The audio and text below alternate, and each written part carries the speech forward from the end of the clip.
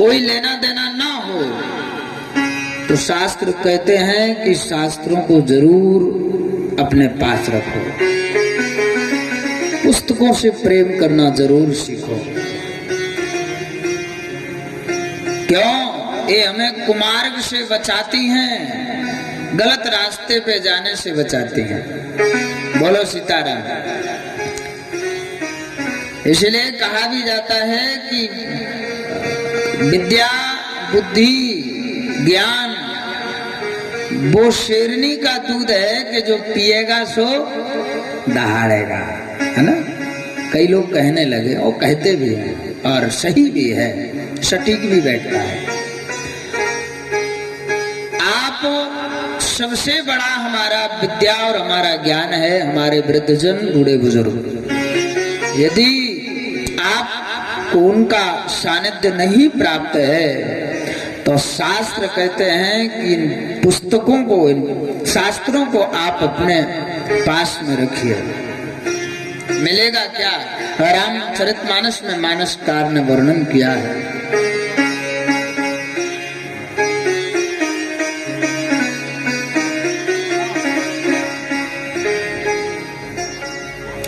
बोध विश्राम सकल जन रंजन, बोध विश्राम सकल जन रंजन, बोध विश्राम सकल जन रंजन, बोध विश्राम सकल जन रंजन। राम कथा कली कलुष विभंजन, राम कथा कली कलुष विभंजन, बुद्धि विश्राम सकल जन, बुद्धि विश्राम सकल जन। जय सिया राम, जय सिया राम, जय सिया राम, जय सिया राम। विश्राम, बुध विश्राम सकल जन रंजन। मानसकार तो कहते हैं कि बुध विश्राम सकल जन रंजन, लेकिन मैं थोड़ा सा भाव बदल करके यदि कहूं तो अतिशयोक्ति नहीं होगी। व्यक्ति के चरित्रों में सुधार आ जाए,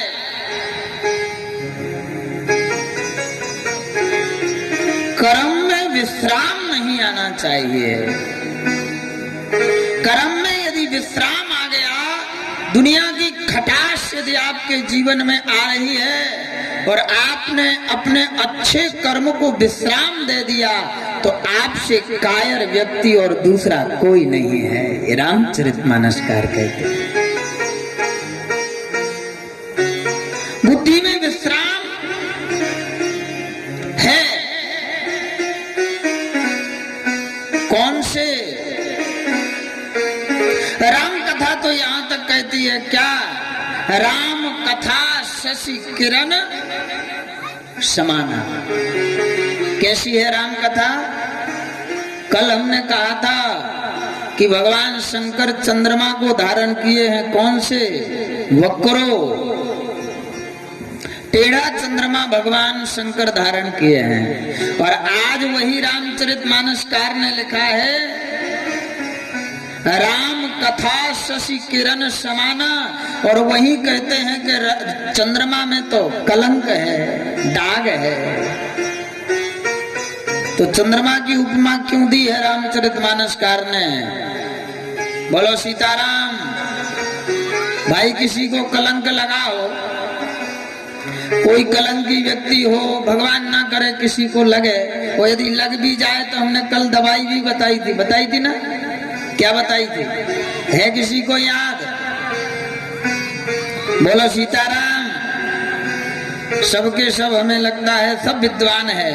एक बात रामचरितमानसकार ने वर्णन की है, कल हमने कहा भी था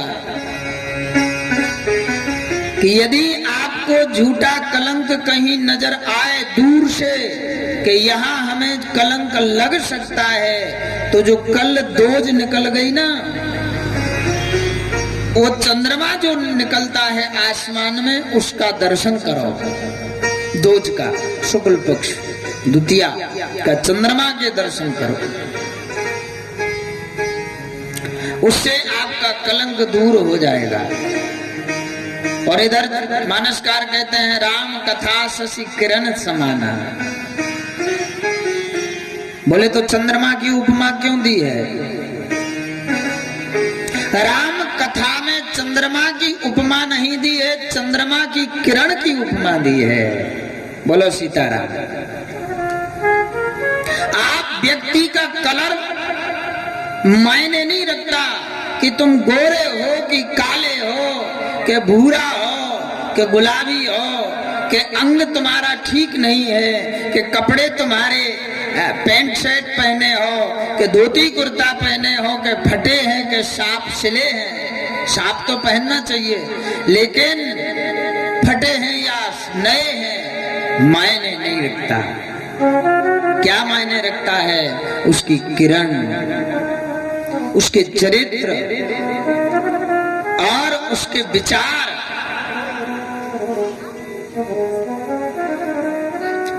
चंद्रमा में कलंक है, पर चंद्रमा की किरणों में कोई कलंक नहीं है। बोलो सीताराम। मानसकार नहीं तो रामायण में, रामचरितमानस में चंद्रमा की उपमा नहीं देते, क्योंकि सबको पता है कि चंद्रमा कलंकित है। बोलो सीताराम। भैया थोड़ी सी कहाँ गए? थोड़ा सा बड़ा, आज आनंद नहीं आ रहा। चंद्रमा में जो भी कमी है उसके लिए नहीं कहा है, उसके लिए कहा है कि रामचरितमानस किरण के समान है। वो किसकी किरण? सूर्य की भी किरण कह सकते थे, लेकिन सूर्य की किरण तपा देती है, गर्मी दे देती है, और चंद्रमा की किरण शीतलता देती है। बोलो सीताराम। राम कथा घर में कौन कौन ले जाते हो? ले जाते हैं, ले ही जाते हैं। एक भक्तराज जी कथा सुनने आते थे, काफी वृद्ध थे, 60 पार हो रहे थे, 60 साल पार हो रहे थे। पंडित जी ने रोज देखा कि कथा सुनने आते हैं, बहुत अच्छे ध्यान से सुनते हैं, अच्छे थे, प्रतिष्ठित थे, तो कथा सुनने रोज आते थे।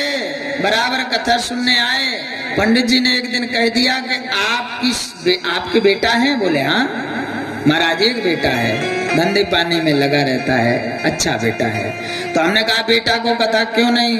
कथाकार ने कहा किसी ने कि बेटा को कथा सुनने लाओ।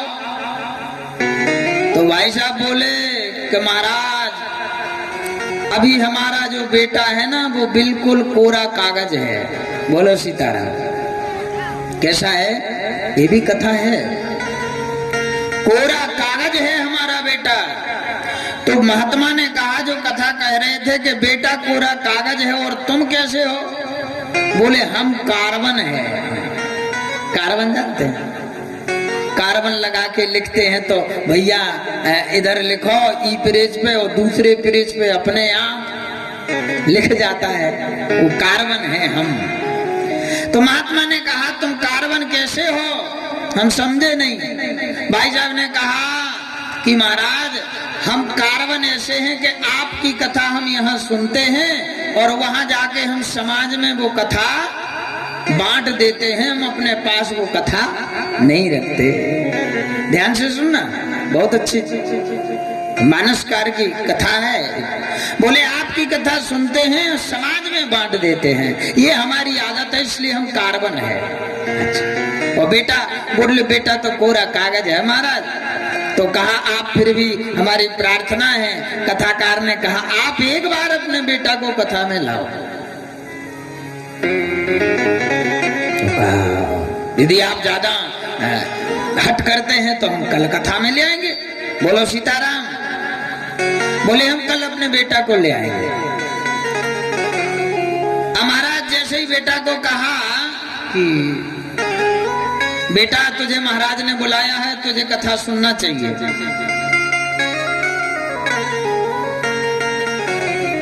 तो बेटे को लेकर के जैसे ही वो साहूकार और कथाकार कथा पांडाल में जैसे ही पहुंचे और कथा पांडाल में पहुंचे सो महाराज पंडित जी कथा कह रहे थे, तो गाय का प्रसंग चल रहा था। बोलो सीताराम। गैया का है ना, गाय माता कहते हैं ना अपन, तो गाय का प्रसंग चल रहा था कि गाय में 33 कोटि देवी देवता निवास करते हैं और गाय में सारे चलता फिरता तीर्थ है गाय। वही प्रसंग चल ही रहा था और उस नौजवान जो कोरे कागज वाला भैया था उसने जो कथा सुन ली, वो 18 पार 20 वर्ष की अवस्था का लड़का था, यंग था, नया था, दुकान धंधा चलाता था। अब सेठ जी पढ़े कथा सुन के दोनों पिता और पुत्र घर चले गए। पिताजी लेकर के अपनी समाज में गांव में उधारी मांगने निकल गए। बेटा दुकान पे बैठा था, बैठे बैठे किराने की दुकान थी और महाराज जैसी गैया को आते हुए देखा तो वो चावल की, अरे देवता आ गए हमारी दुकान के सामने साक्षात। चावल की बोरी बढ़िया 80-150 रुपया किलो वाले चावल की बोरी खोल के और गैया के सामने धर दी। गैया तो गैया है, गाय तो गाय है, गाय ने लेकर भोजन शुरू कर दिया। हाँ? उधर से पिताजी आ गए। पिताजी ने कहा अरे राम राम, इतने महंगे वाले चावल सब सत्यान खिला दिया। ए बेटा ये क्या कर दिया तूने, बोरी खिला दी चावल। बेटा बोले पापा, पिताजी मत बोलो। क्यों? अरे गाय माता है, इसमें 33 कोटि देवी देवता कथा में कह रहे थे ना महाराज जी। अरे बोले मूरा, कथा दुनिया में बांटने के लिए होती है, वहीं के वहीं घर में ले आने की चीज नहीं है। तो जीवन का कहने का मतलब हमारा यह है कि हम आप जीवन में कभी भी कोई सत्संग में कोई अच्छी वस्तु मिले तो उसे हम भूले नहीं, अपितु कार्बन बनकर के दूसरों में भी बांटें और अपने जीवन में भी उसका सार सर्वस्व उतारें। जीवन में उतारने का क्या है? राम कथा शशि किरण समाना। तो पान कौन करता है, इसे पीता कौन है? बोले संत चकोर करहि जहीं पाना।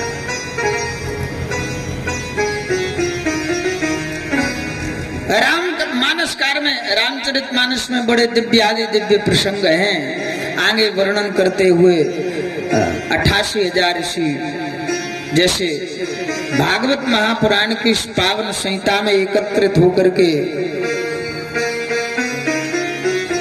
राम कथा श्रवण करने के लिए आप लोग जैसे पधारे हैं, ऐसे 88,000 ऋषि मुनि एकत्रित हुए और कहा महाराज सत्संग हो जाए। कहाँ?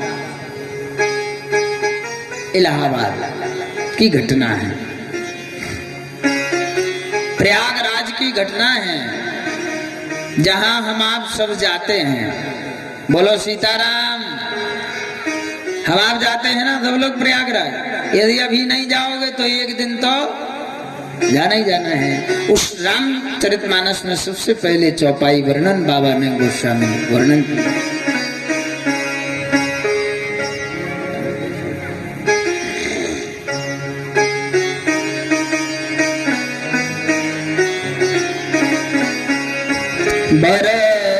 भरद्वाज मुनि बसहि प्रयाग, भरद्वाज मुनि बसहि प्रयाग, भरद्वाज मुनि बसहि प्रयाग, भरद्वाज मुनि बसहि प्रयाग। तिनहि राम पद पति अनुराग, तिनहि राम पद अति अनुरागा तापस समदम दया निधाना तापस समदम दया निधाना तापस समदम दया निधाना तापस समदम दया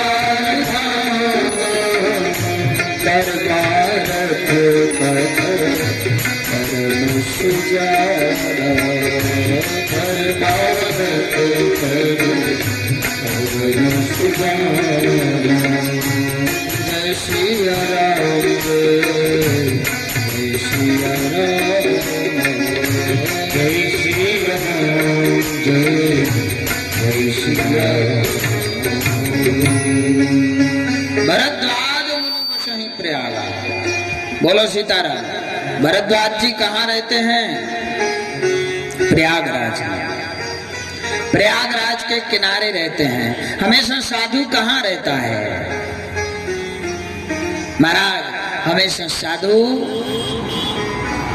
मठ, मंदिर, स्थान, तीर्थ, ऐसी जगह ही साधु महात्मा निवास करते हैं। तो महाराज भरद्वाज मुनि प्रयागराज में निवास करते हैं और उन्हें प्रेम किससे है? राम से।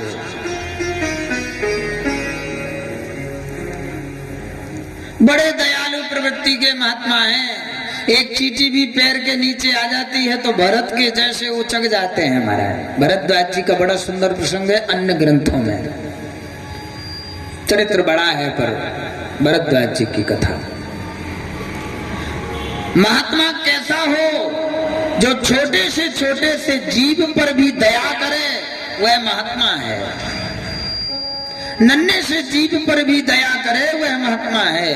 तो भरद्वाज जी ऐसे ही महात्मा है, दयालु, राम से अनुराग रखने वाले, प्रेम करने वाले। अच्छे मुहूर्त का तो सबको अच्छा मुहूर्त आए। ये रामचरितमानस नवरात्रि में क्यों कराई? हमने तो ये तक कहा था कमेटी का जब फोन पहुंचा, हम जब कार्यक्रम ले चुके थे, 2-3 पर्चा दे चुके थे 2-3 जगह, ये मुहूर्त की बात आई इसलिए हम बोल रहे हैं। 2-3 पर्चा देने के बाद भी यहाँ बैठे हैं। क्यों? पंडितों की व्यवस्था करके यहाँ बैठे, क्योंकि प्रेम, दक्षिणा का नहीं, प्रेम। क्यों?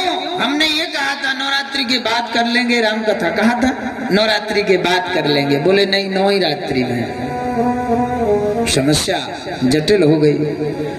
तो यहाँ चौपाई कहती है, मांगो मकर गति रवि